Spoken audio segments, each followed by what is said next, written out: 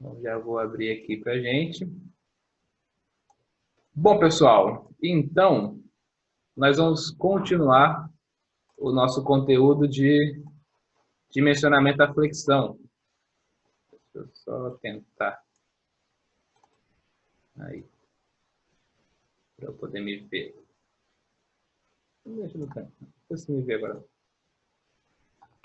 Então, aula passada, a gente viu a parte aí de dimensionamento da flexão devido à flambagem local, né? A gente viu que a flambagem local acontece aqui na região comprimida da flexão, certo? Então, a gente verifica a mesa e a alma.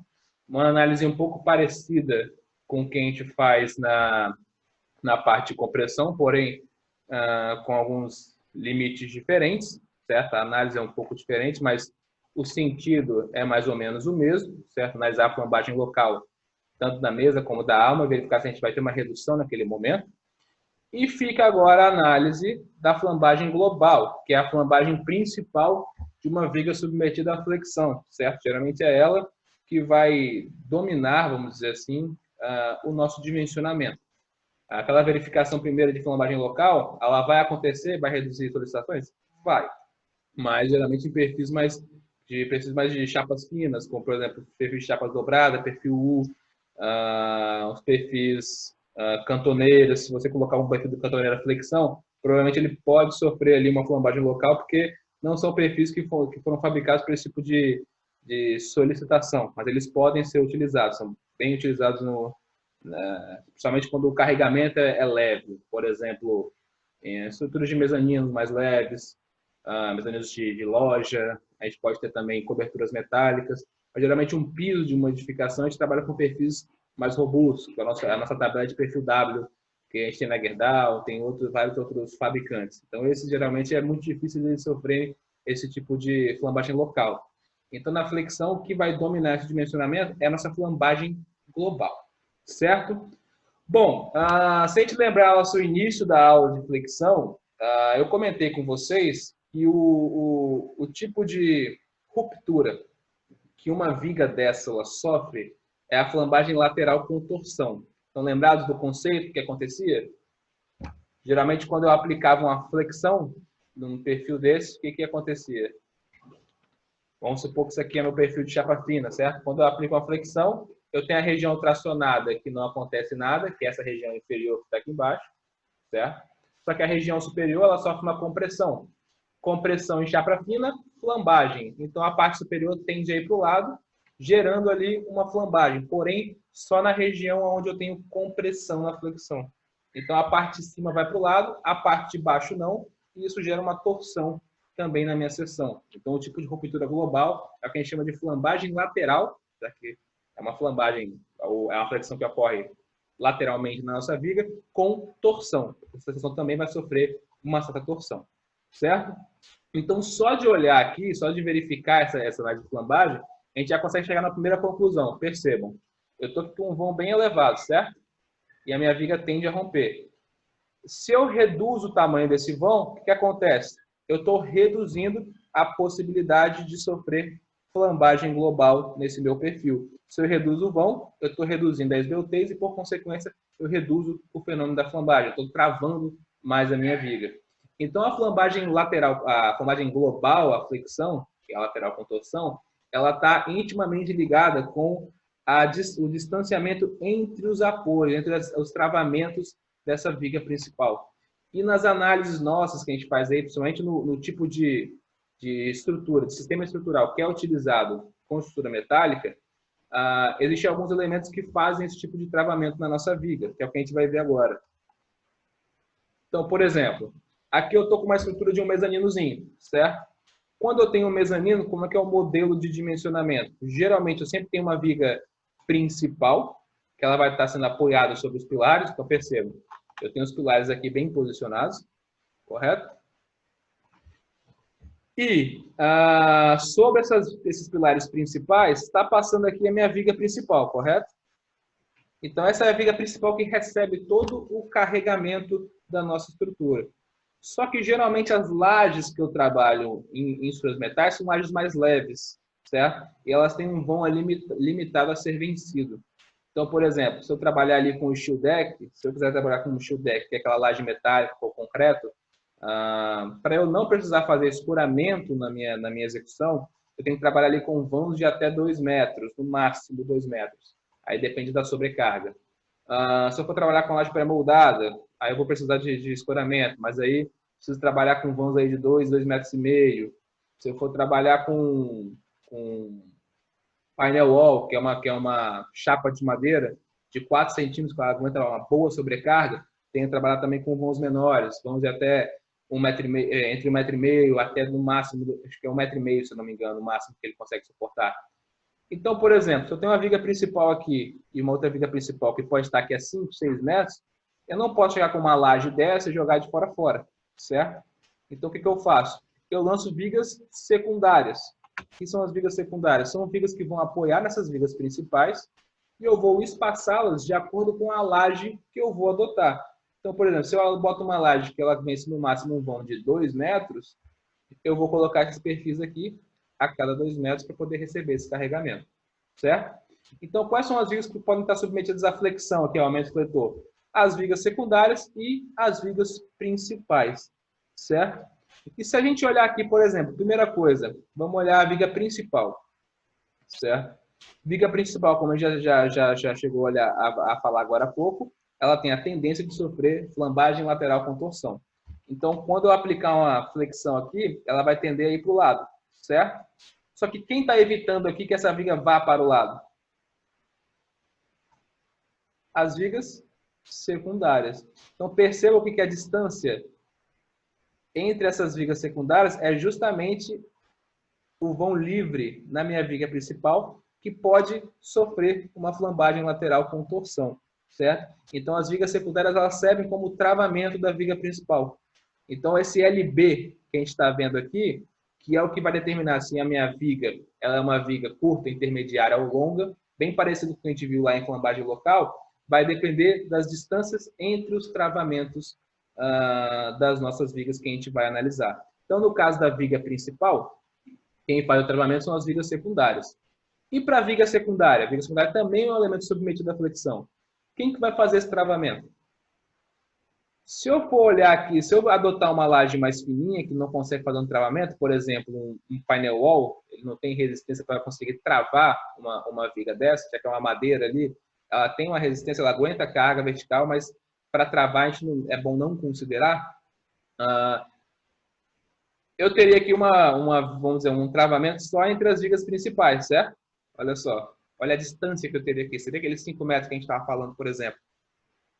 Então, para eu conseguir reduzir essa distância de flambagem global, eu posso fazer a adoção de alguns elementos intermediários, vamos dizer assim, umas cantoneiras de travamento. Por quê? Se uma viga dessa aqui, vamos dizer que sofre um carregamento alto, se ela tender a ir para o lado, essa chapinha, essa cantoneira aqui, ela vai tracionar e segurar essa tendência da viga querer tombar. Então, eu também gero um travamento aqui nas minhas vigas secundárias, certo? Então, esses roxinhos aqui são algumas viguinhas de travamento que podem ser cantoneiras, que elas só vão sofrer esforço de tração, pode ser pequenininho, não precisa ser um perfil robusto, justamente para a gente conseguir reduzir a distância aqui entre de travamento dessa viga, reduzir aquele comprimento de flambagem e, por consequência, aumentar a resistência dessa viga, certo? Isso aqui, geralmente, quando a gente utiliza lajes que não conseguem resistir, mas geralmente umas lajes de concreto maciço, que é muito difícil usar em laje metálica, mas lajes de steel deck também. Vamos pensar em outra coisa. Foi steel deck, laje maciça, laje pré-moldada também, se a gente quiser utilizar.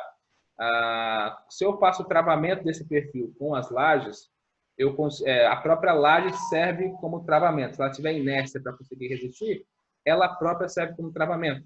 Então, ela faz um travamento ao longo de toda a extensão dessa viga. Então, eu não preciso colocar esses conectores para fazer um travamento. Beleza? Bom, até aqui alguma dúvida, pessoal? Tá tranquilo? Falem para mim aí.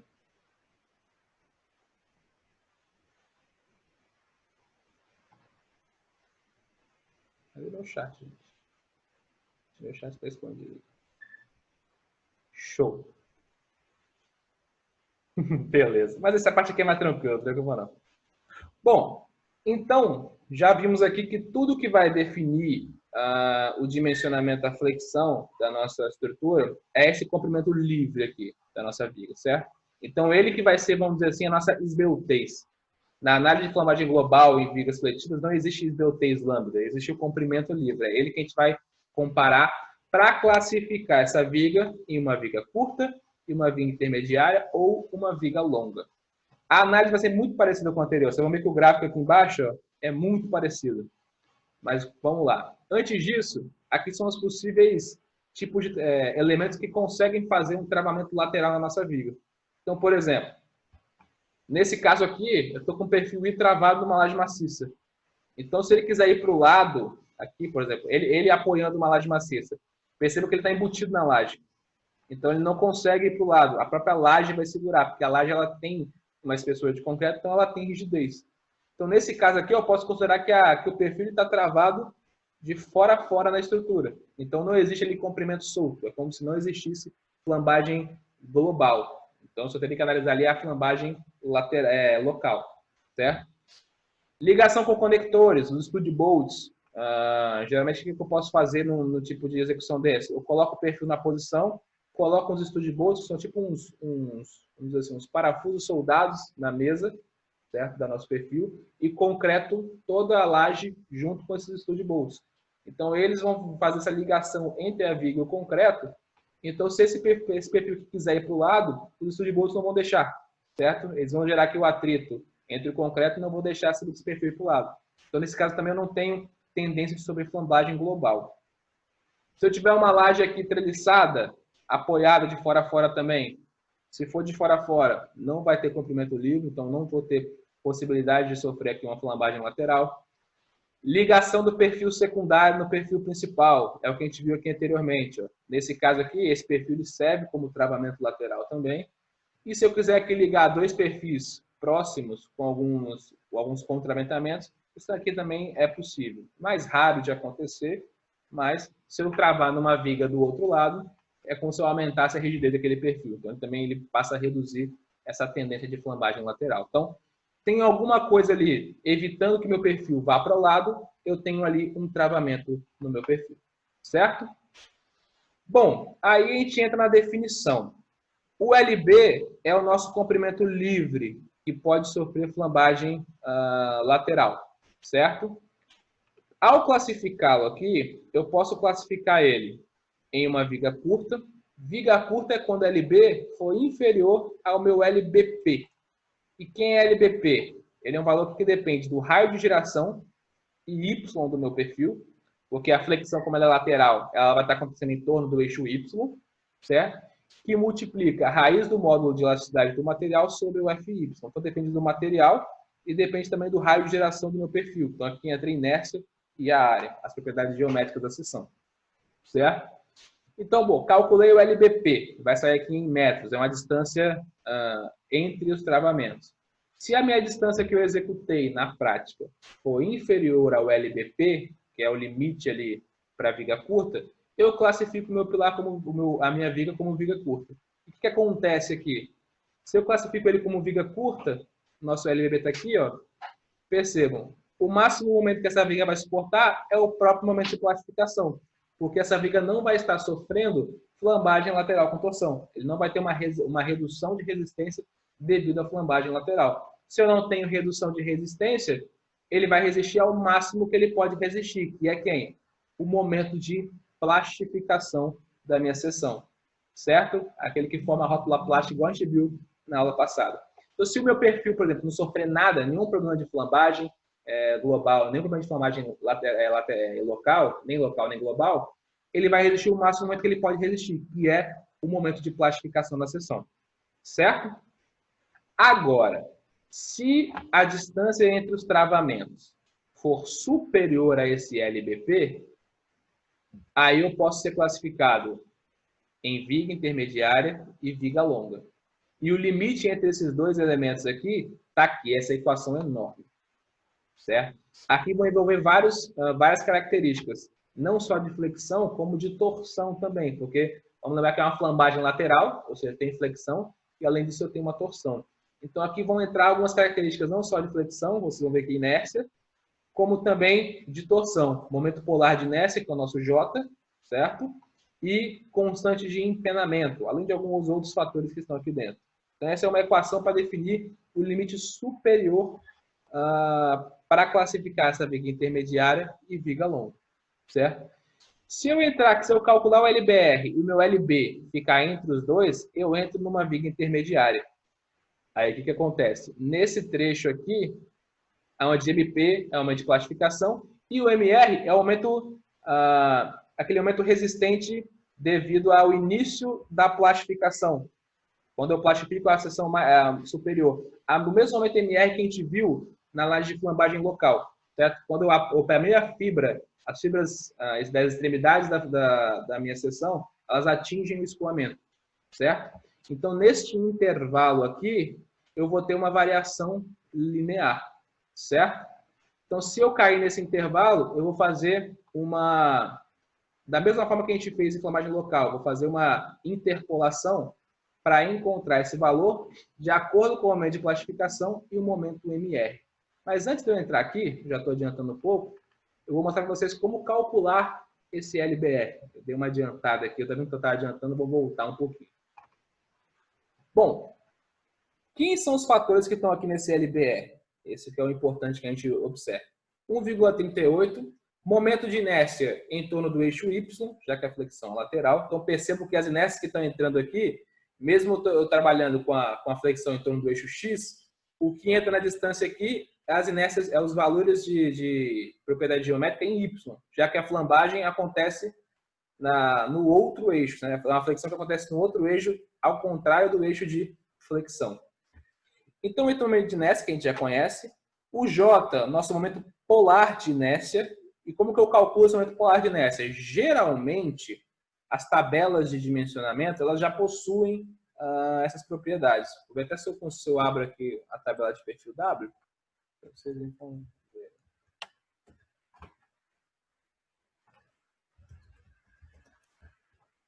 É bom que a gente dá uma pausazinha em imagens.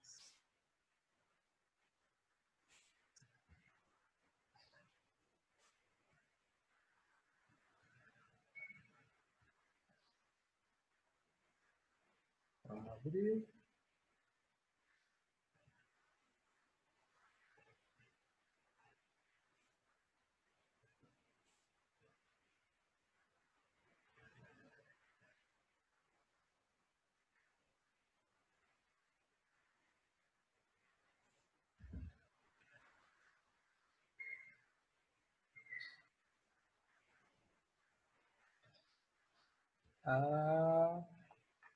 Abriu. Mais ou menos, aí foi. Então percebam aqui, ó, geralmente, quando eu vou... Essas tabelas, elas possuem todas as propriedades geométricas da seção. Então, ó, se eu olhar aqui nessa tabela, percebam. Não, isso não é aqui.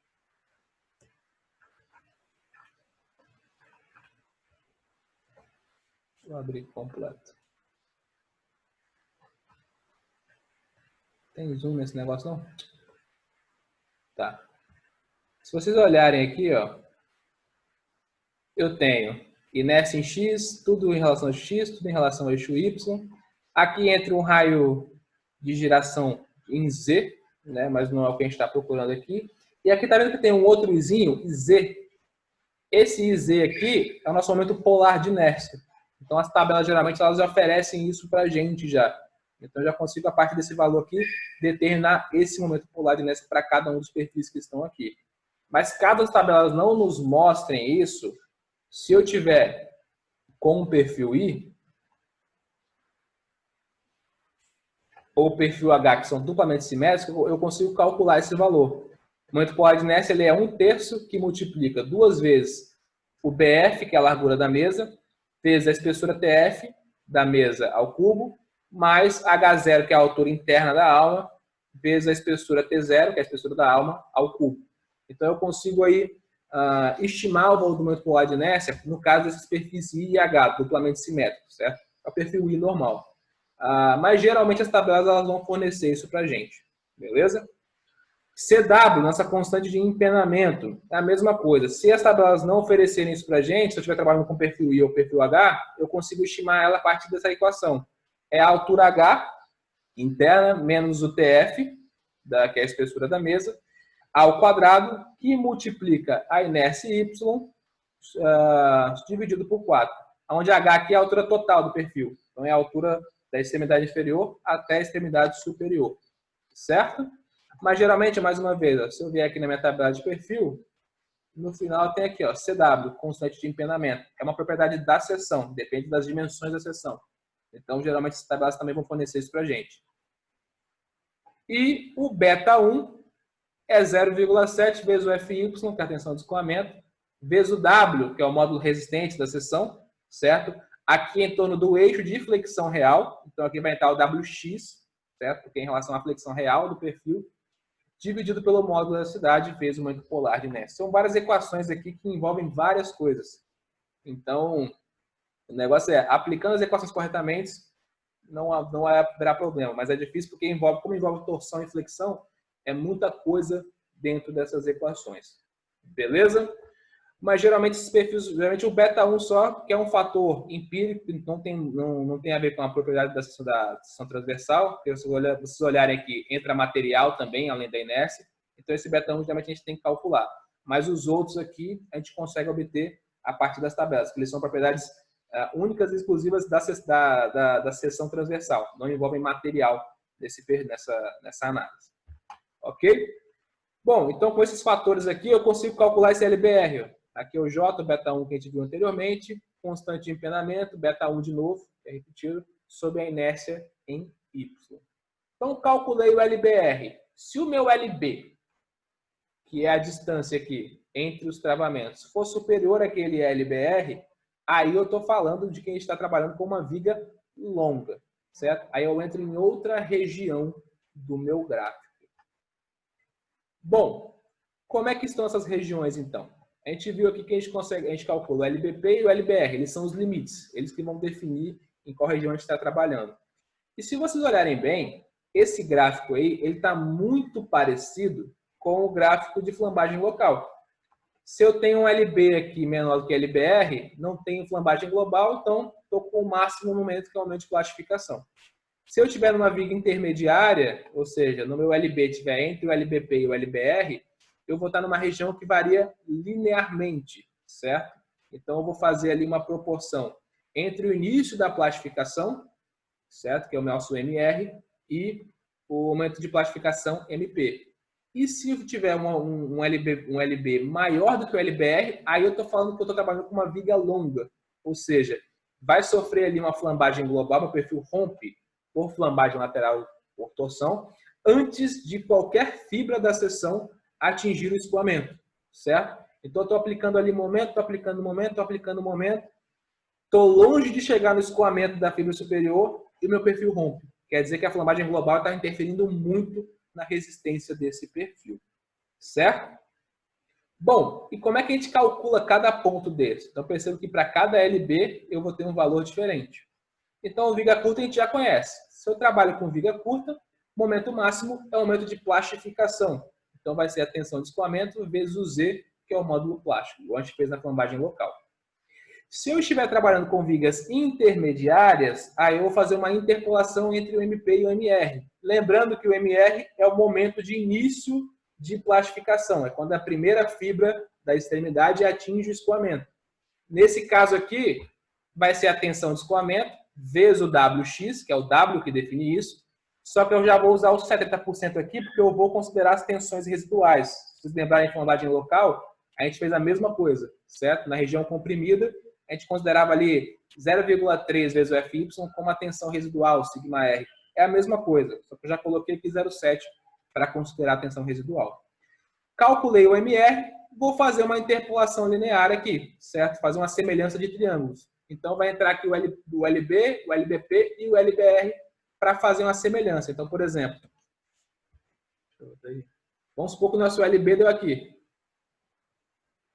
Entre o LBP e o LBR. Eu vou ter que achar esse ponto.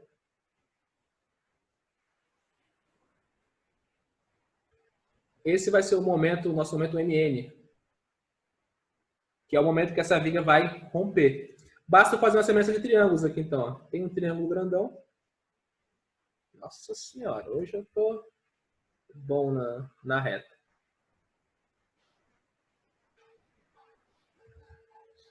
Ah, é isso aqui mesmo.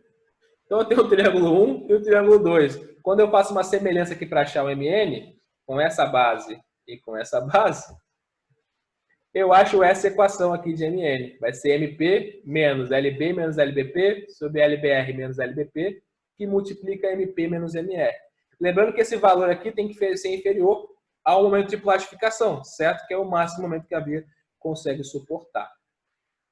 Mas por que esse valor? Por que eu tenho essa análise aqui? Tá difícil fazer uma reta aqui. Por que eu tenho essa análise aqui de MP? Porque isso aqui é uma interpolação de valores que já vai dar um valor inferior ao MP. Por que eu tenho que verificar isso? Se vocês olharem aqui essa equação, além da semelhança de triângulos que a gente está fazendo aqui, eu tenho um coeficiente CB. Certo? O que seria esse CB? Por que eu tenho esse CB? Da onde vem? Aonde eles vivem? Hoje na nossa aula. Ai, adoro essas piadas ruins. Bom, se vocês olharem aqui, por exemplo, quando a gente faz uma viga biapoiada, a piada foi tão ruim que ninguém falou nada. Que ótimo. Obrigado. Agora alguém falou. Obrigado, Gilmar. Obrigado, Protásio. Só vocês vão me salvarem mesmo. Ou para me aguentar, né? Bom, pessoal.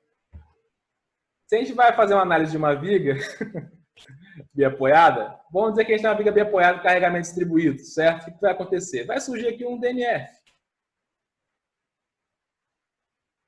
Suponha que isso aqui é uma parábola perfeita. Momento positivo, momento máximo está aqui no meio. Certo? Show. Bom, quando eu vou dimensionar um perfil, eu estou dimensionando ele para o máximo momento, correto? Que é esse momento que está aqui, no meio do vão. Então, toda a análise que eu estou fazendo aqui, eu vou calcular um perfil para resistir a esse momento que está aqui nesse ponto. Só que, olha só, é todo o meu perfil que está sendo submetido nesse momento? Não. Se eu olhar aqui do lado de cá, ó, essa seção aqui, eu estou com um momento menor. Esse trecho aqui, eu estou com um momento menor. Então, pô, eu vou calcular um perfil todo para resistir a esse máximo momento, sendo que só no meio do vão que eu tenho esse maior momento, ao longo de toda a sua extensão, eu tenho solicitações menores. Então, esse CB ele vem para isso, para a gente conseguir, vamos dizer assim, considerar esse acréscimo de resistência devido ao perfil não estar todo ele submetido ao mesmo momento fletor, certo? Isso é diferente de um pilar, por exemplo. Quando eu estou com um pilar e aplico uma compressão, o esforço normal acontece nele todo, certo? Então, não existe essa variação. Agora, na flexão, isso é normal de acontecer. Então, na hora que eu vou dimensionar, esse CB é justamente para a gente considerar esse acréscimo de resistência, porque o perfil não está todo submetido a um momento constante igual ao momento máximo. Então, como que eu faço para calcular CB? Se vocês forem olhar aqui, é mais ou menos uma média ponderada, mas não. Considerando o momento máximo do perfil e alguns outros momentos. Então, o que ele está fazendo aqui?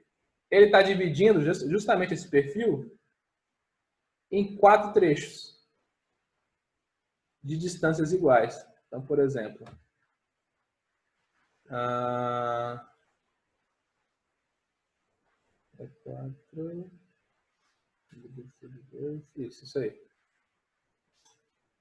Aqui é o nosso MA, aqui é o nosso MB e aqui é o nosso MC. Distâncias iguais aqui, ó.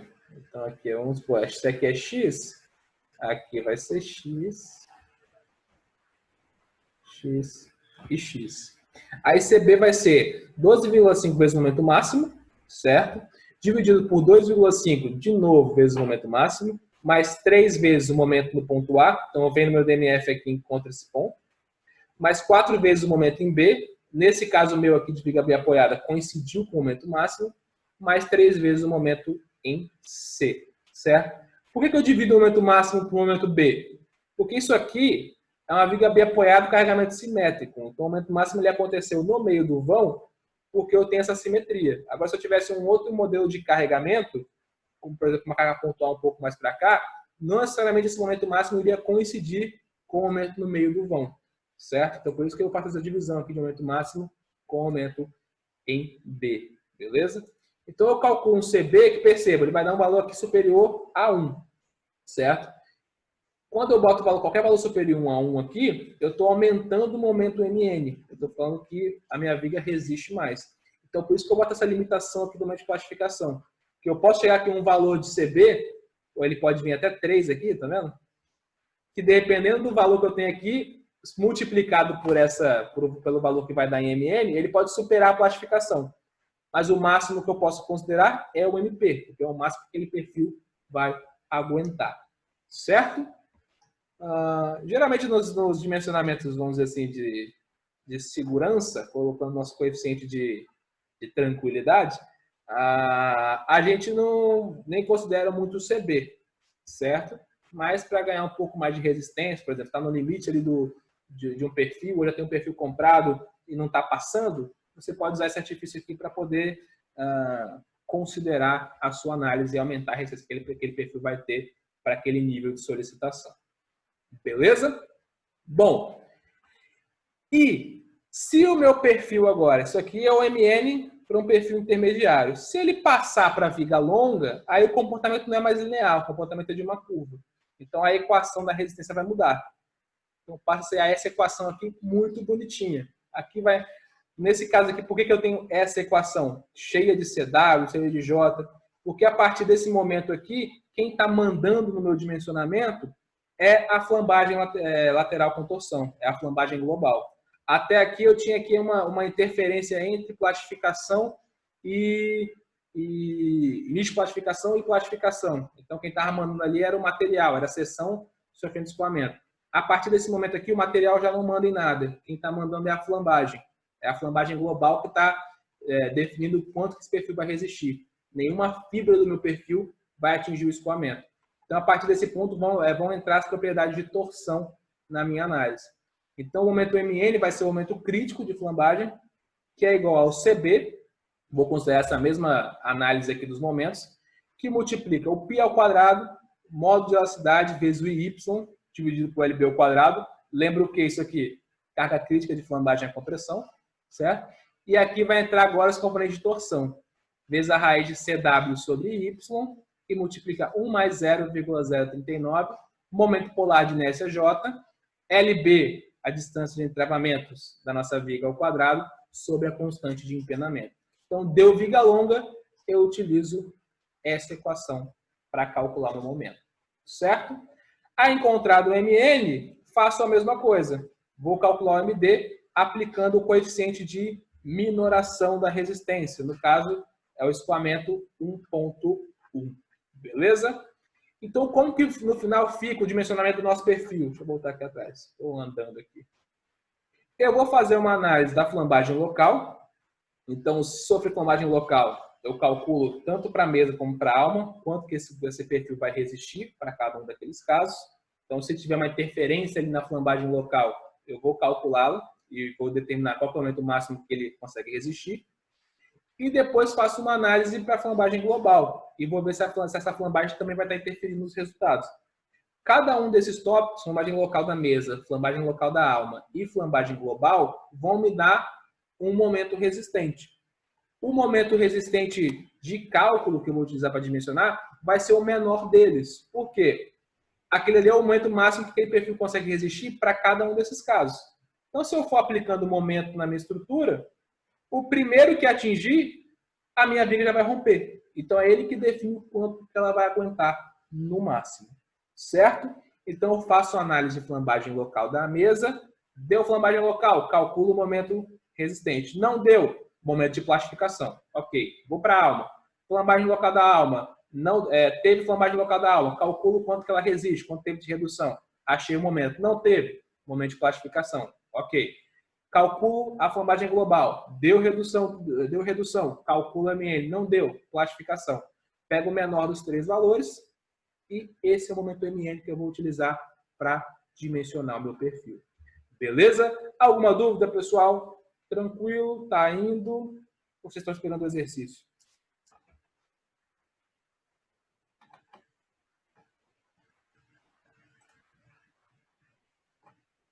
Isso, Gilmar, tem que calcular todos. Todos. Tanto a local como a global. É um passo a passo. Você vai analisar a flambagem local da mesa primeiro. Vai achar o momento que ela resiste. Depois você vai achar o da alma. Acha o momento que ela resiste. Depois você vai achar a global e ver o momento que ela resiste. O menor dos três é o seu momento MN, que você vai reduzir e achar o MD. Show? Bom, então vamos partir para o exercício, né? Nada melhor que o exercício para a gente aplicar os nossos conhecimentos. Bom, então, para o mesmo perfil 530 por 66 kg por metro em aço A36, determine seu momento resistente total, considerando que ele é contido lateralmente por perfis secundários a cada 3 metros. Então, eu estou considerando que esses perfis aqui estão a cada 3 metros aqui, a distância desse perfil até esse é 3 metros. Então, esse vai ser o LB do meu perfil principal, certo? É a distância que ele tem aqui para conseguir ir para o lado e sofrer uma flambagem lateral com torção. Então, esse é o nosso LB. Ok? Considere conservadoramente CB igual a 1. Então, eu não vou fazer aquela análise de momentos para aumentar resistências que a gente fez aqui. Não vou fazer. Como conservação, vamos fazer uma análise segura aqui. Segura não, né? Mas que é? Não é superdimensionada também. Fazer uma análise conservadora. É o que está aqui. De CB igual a 1. Bom, vamos fazer uma análise completa, então. Vamos fazer uma análise tanto local como global. Vamos aplicar todo o nosso conhecimento. Então, eu vou fazer aqui o exemplo 4. Pessoal, vai cair o nosso chat aqui, nosso Zoom. A gente volta de novo aqui para começar o exercício.